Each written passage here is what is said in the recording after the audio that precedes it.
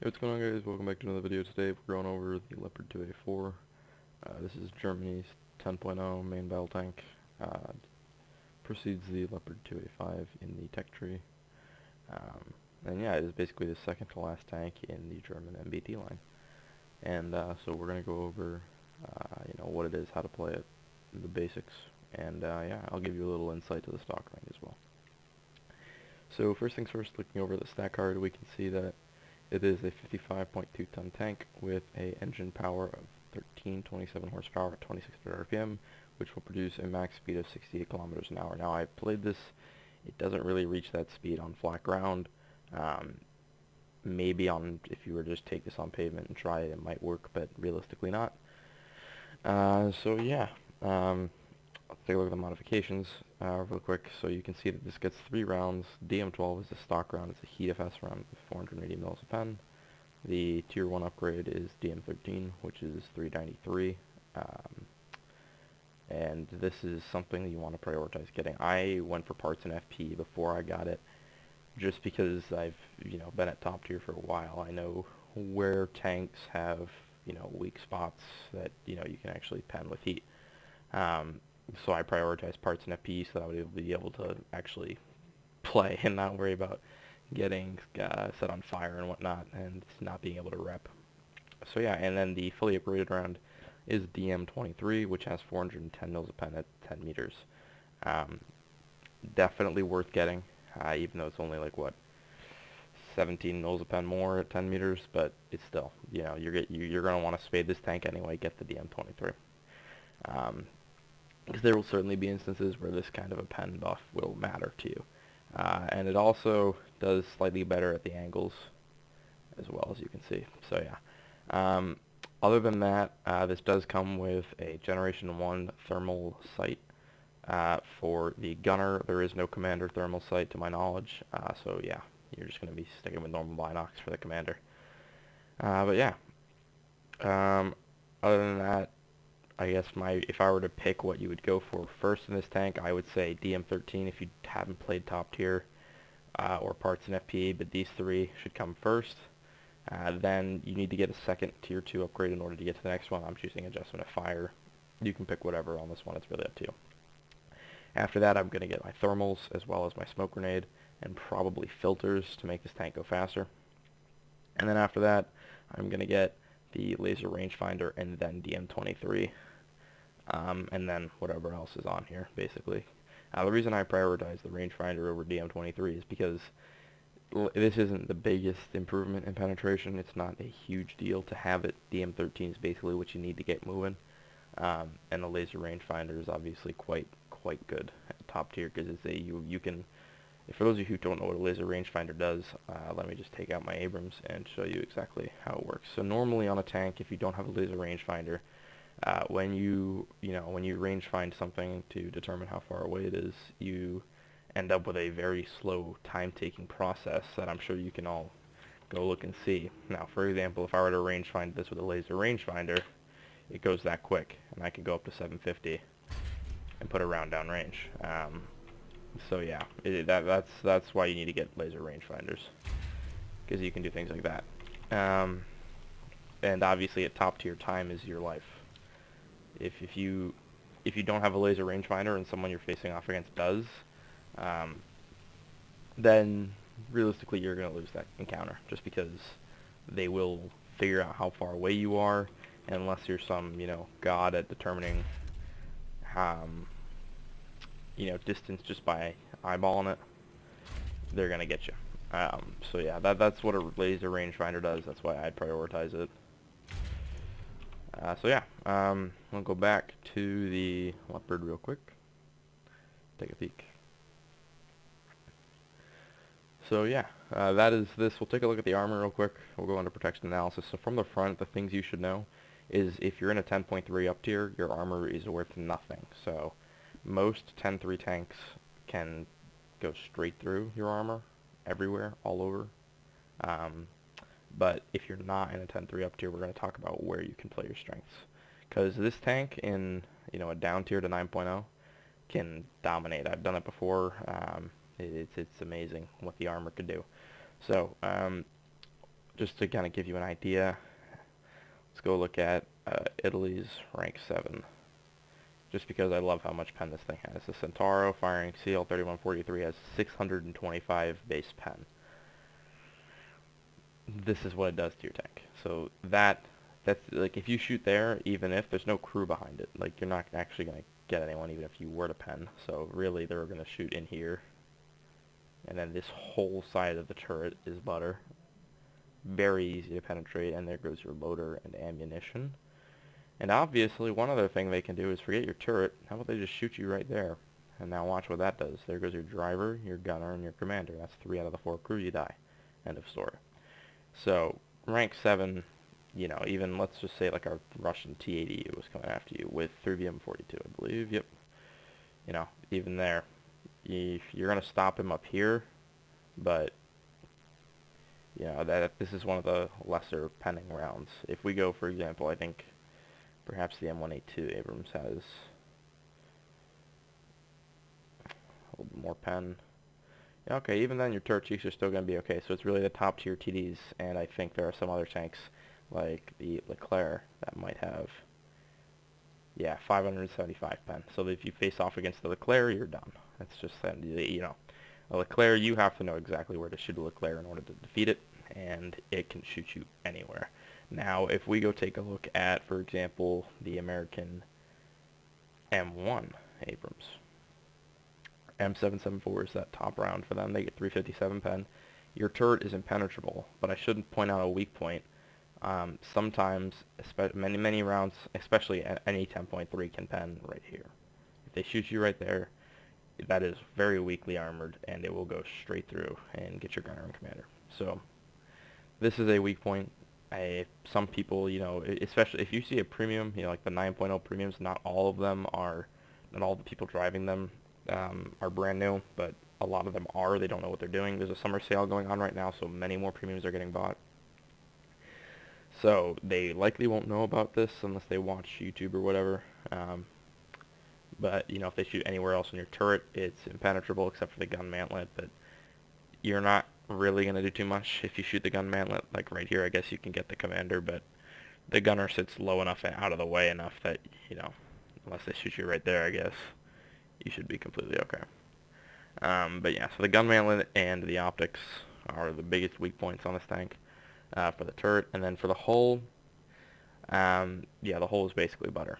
Yeah, you do not want to get shot in the hull. Even if you can angle it like that, it's still very weak.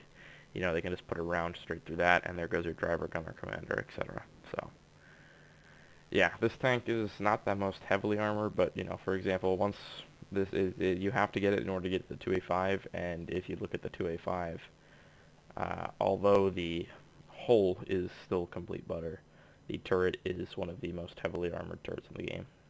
Reaching upwards, yeah, you just saw it right there. I don't know if you saw, but I think I saw 2,040 millimeters of armor.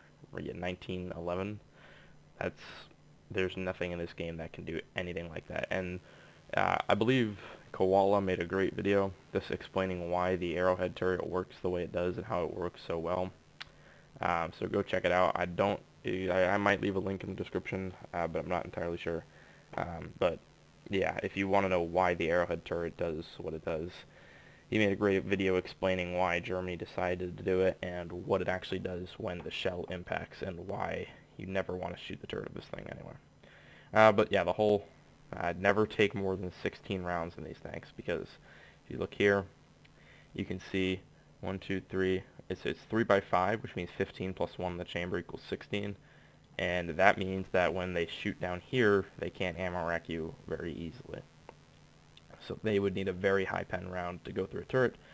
There is no such round in the game that can do that. So yeah, it's just not going to happen. So yeah, this is why you get the 2A4. It's because you can get the 2A5 from it.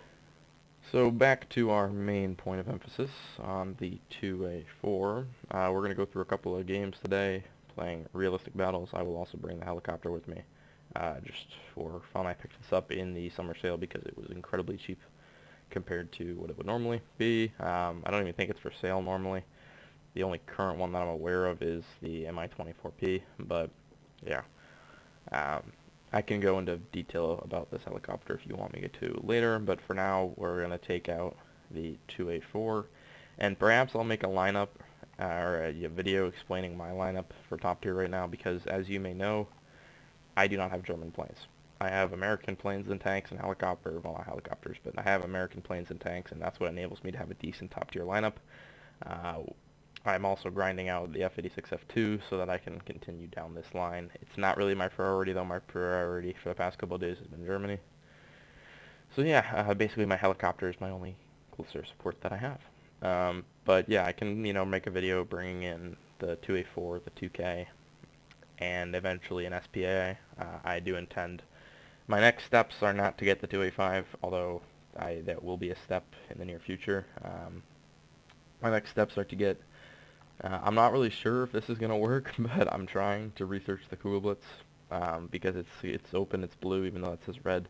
And for many of you who researched the American line, when I got to here, this was the first tank that I got the 8.0 SPA, and then this was before the Sergeant York was in the game, and this was a rank 6, I believe.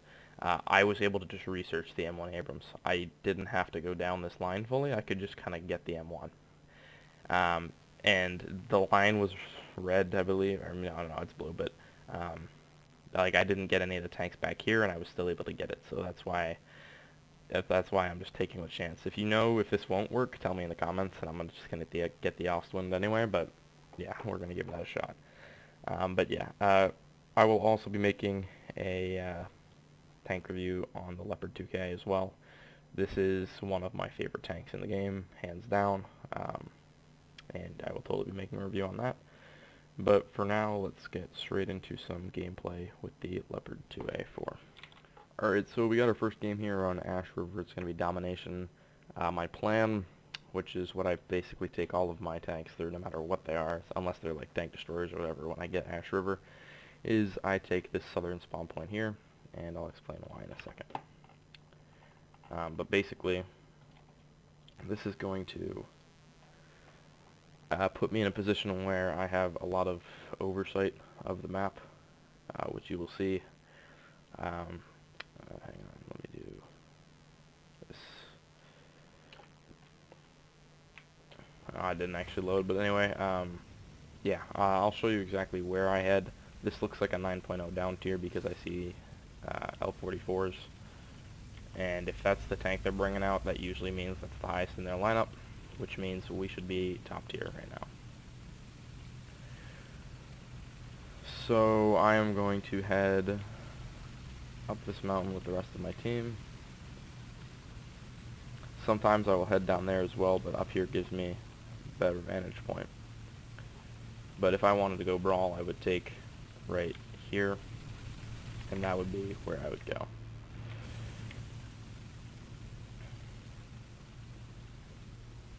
Now, the one thing you have to be careful about on this map is that you can get shot from down there. Since I don't have thermals, I can't really determine if there is an enemy down there. What I can see is there's clearly someone right there.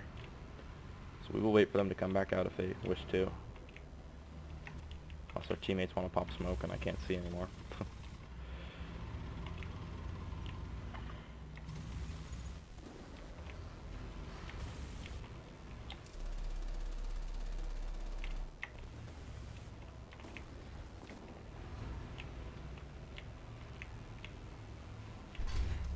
Alright, driver radiator. Kill assist. Alright, let's redirect our attention forward and let's push up. The tanks that are up there should be sufficiently pinned down to not be poking for shots right now. So I should be able to push up to here.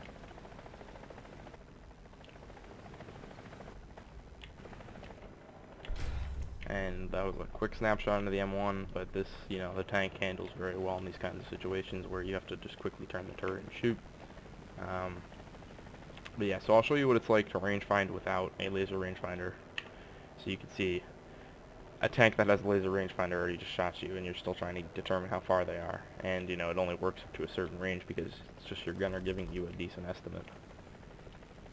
So, let's see. I don't see any enemy tanks coming from up there. I don't see anyone else down there, so let's just push up a little bit. I will for sure see some enemies as I approach up here. This is close to their spawn. I am technically kind of pushing into their spawn. Alright, we got a tank front. There's also a tank to our left. See if we can get this guy. Okay, tank destroyed. There's an XM1 front. So he cannot pen my turret at all, apart from maybe my gun mantlet. So I'm going to come up, and I missed, and hit his optics. But, you know, facing off against an XM1 head-on, I feel very confident. I know he might be able to knock out my gun, and that could become a struggle for me. But other than that, I'm not overly worried about him. Okay, the one thing I don't need to do is let this Bradley shoot ATGMs at me, like I know he's aiming right now.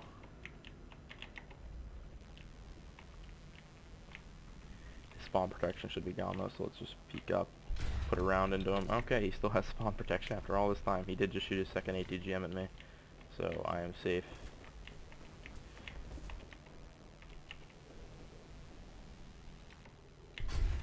To come up and finish him off. There's also apparently a tank over there. I saw someone get marked.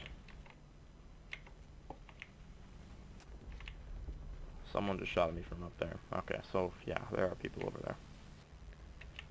Alright, let's see what could have shot at me and where. Tank spotted right there. It's dead, so I don't have to worry about that anymore. XM1 front, dead. I'm telling you, this tank, when it's top of the battle, can perform so well. Yeah, you got nothing to worry about with this tank. Sergeant York dead. I guess we kind of are spawn camping, which I do feel bad about, but where else is there for me to go at this point? ATGM to the face did absolutely nothing, and we got a Sherman. I believe there still could be an XM1 over here somewhere, but I don't want to push into their spawn. I don't want to be that guy, so I'm going to back up a little bit and repair what needs to be repaired, which I believe is just some MGs on top.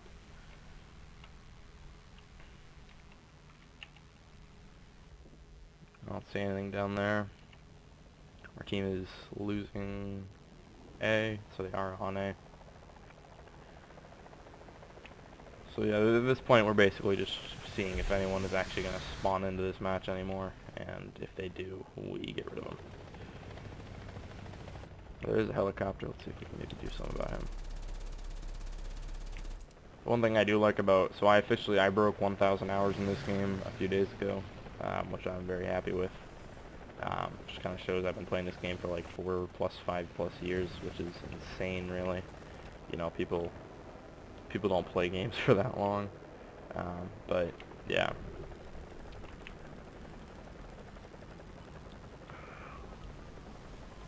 I'm still confident that there's a tank back there, but I feel like it might be worth just pushing.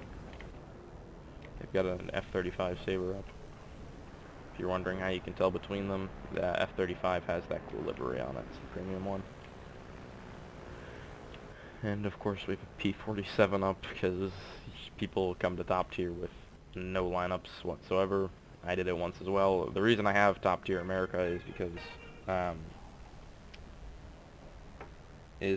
I had, excuse me 1 second. Sorry, I just had an alarm go off. Yeah, top tier America is because I got the XM1 and I got a talisman on my F86A5, which I otherwise grinded out with the P47D, the premium version. The P47 in the, no, sorry, the P51D, which is the premium version of the P51 in the American tech tree, which I got a couple of years ago, basically. There's a tank up here. I don't know if you saw him. I did. I know he's there. So I'm just going to kind of push in, get rid of him, and then cross. I can hear his engine now. Sorry, dude, but, you know, you definitely should not take that much ammo in your tank. If he respawns, he'll only have enough for, like, an SPA. That's the second time that Sheridan has spawned in, I believe. So I doubt he will be respawning, but sorry for spawn camping, dude. I am going to clear out of here and head back. This game is pretty much over.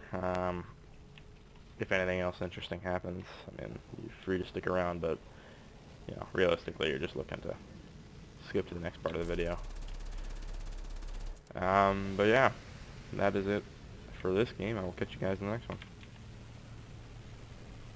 Alright, so I just figured I'd share the post-battle results with you guys. So just from playing that one tank, that one life alone, I got 7 tank kills, along with that assist that I got from that first, I believe it was the first shell I shot. I tracked someone or something and got the assist for it right after. So yeah, that was basically that game. That earned me a total of 6,300 RP, which is for my modifications, and then the vehicle research I got just a little over 5,500 for the Kugel. If I really want to grind this out, I can do it in about 2 hours playing the premium Leopard. But I'm having so much fun playing this that that's kind of just what I'm doing. But yeah, so we are about 2 good games away from getting Adjustment of Fire, which means we're getting pretty darn close to getting our night vision, which comes after this. So yeah, I'll catch you guys in the next one, I guess the next game. So yeah. Alright guys, welcome back. We're going back in another video. This time it's going to be Battle of the Hurtgen Forest. No, I'm not pronouncing that right, but that's okay.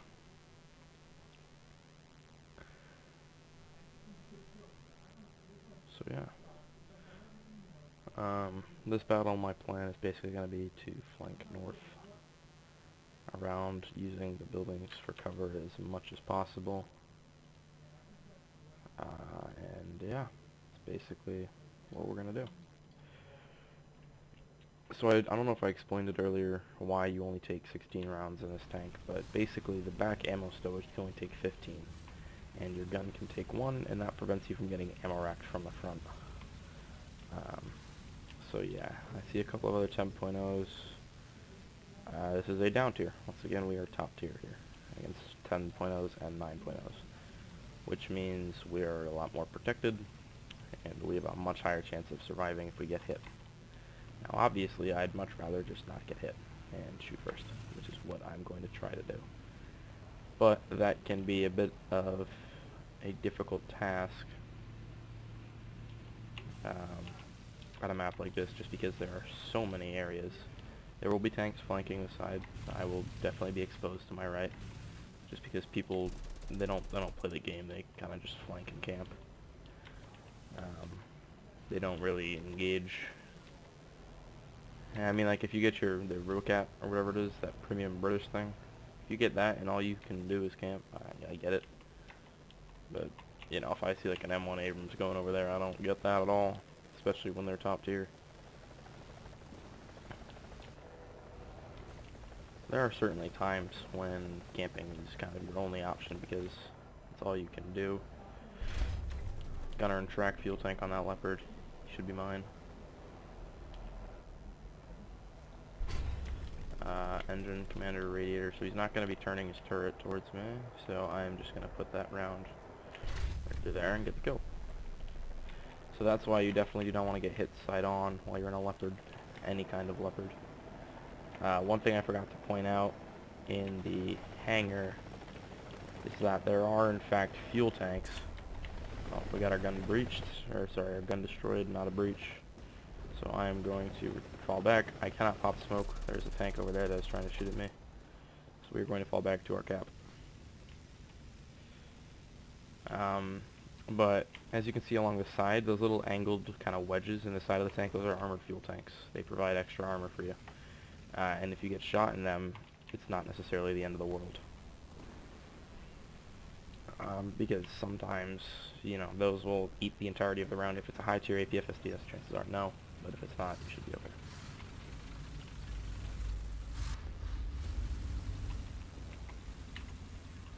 Appreciate this guy helping me repair. Means I can get back out and get to work a lot quicker.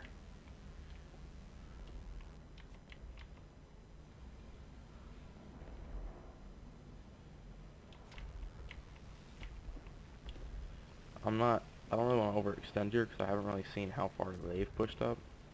Looks like we're taking C, so we have that much to our advantage. Just kind of MG through that. Might be a tank over there. Oh, he was right there, he died.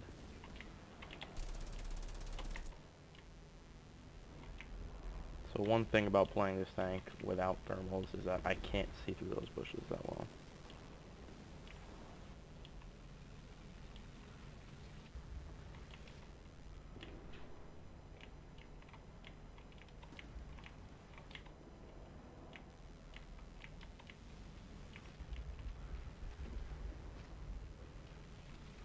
look like we're okay to push up a little bit. Make sure to keep closing down areas where I think there could be an enemy tank.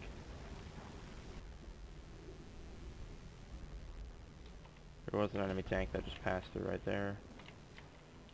I don't know if he's going to come around this side of the hill, or the house, but he is. Come on, come on, come on, come on. Got his engine, transmission, and radiator. And that's the assist, so someone else picked him off. And that's a teammate that just shot me because they don't know that I'm friendly. Okay, got the ammo rack on that guy. There's a tank close right. I don't even think that that tank is even like anywhere near 9.0 or 10.0. I don't really know. I've never seen it before. But yeah, it's clearly not stabilized and has no chance of reacting to me in a sane amount of time. So that would be our third kill. So IPM-1 looks to be okay. Just repping.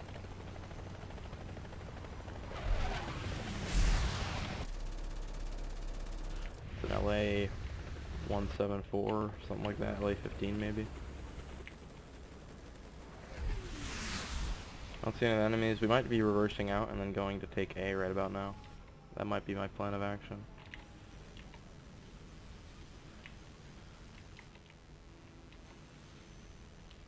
I hear something like a gas turbine to my left, but yeah, it's just the IPM-1. I don't know what we're stuck on right now. There we go. I believe that dust over there could be an enemy. There might be a tank on the other side of this house. No.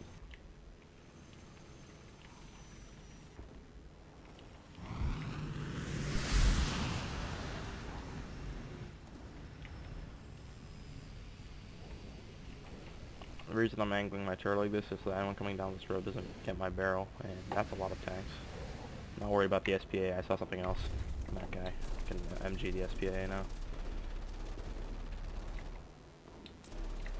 So yeah, a bit of target prioritization. There's a tank right there. Got him. Something just shot me from my left. Shot me in the side of the turret. I have no idea what just hit me. Okay, I'm seeing markings that would indicate that it came from over there. An enemy got marked. Looks like he's dead or severely incapacitated. So we're going to continue up. And while we cap A, make sure we don't get shot by anything else. So that was our 5th kill right there on that BMP earlier. So we have officially gotten the ace for this match. It's amazing what this tank can do when it is the highest BR in the match. You know, in the 10.3 up tiers, yeah, you kinda gotta play this thing like a sniper because you don't have a better option. But for right now, where this is a top tier main battle tank, you kinda just gotta play it as an aggressor. Alright, so I angled incorrectly there. That Type 60 might not have killed me. If I didn't, nope, he got me in the breach. So yeah, turret ring, breach, that kind of an area you can totally get, and I already been missing a crew member. So that typically would not have killed me, but obviously you can see it just did. So yeah, losing crew is one of the biggest issues in the tank. Obviously if you don't have crew, you can't operate a tank, so. What we're going to do now is we are going to go ATGM everybody who is up on A. These missiles have a max range of 3 kilometers, so once I see the tanks up there get in within like 2.5, and it looks like we have SPA, so I'm going to make it my mission to get rid of those SPA. But I need to make sure that I'm within range first. So if I'm within 1 or 2 kilometers of my friendlies, chances are I'm within 3 kilometers of everybody. So let's just slow it down. We're going to press H to hover.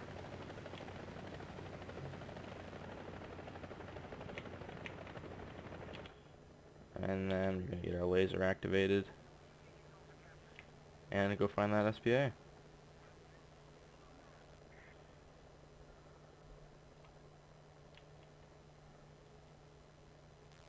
Maybe someone already knocked it out. Yeah, looks like that was a Shilka and it did get knocked out. Nope, that is an SPA up there. He's on the move. We'll launch a missile out. Looks like a Sergeant York. No, automatic. No Chieftain Marksman, but he is coming back into our guns. Looks like we missed him, but he is dead, so I'm not worried. I'm going to take this opportunity of peace and quiet to move a little bit forward so that I'm closer, which means my missiles will take less time to get to the target. So one thing that I've noticed about War Thunder recently is that things like the Ka-50 have come into the matchmaker, and at 10.0 they own. They're completely one of the most dominant helicopters, especially for a premium, that I've ever seen. So yeah.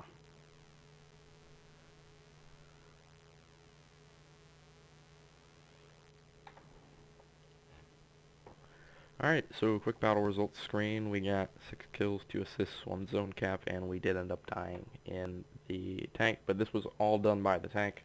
In the helicopter we only got RP for taking off, as you can see here with the 96 RP we got for the takeoff. But we got just under 5k RP for the Kugel, and in terms of modifications research we got just under 6k, so yeah. Anyways, that's all I got for you for today. This has been the Leopard 2A4, the German 10.0 main battle tank.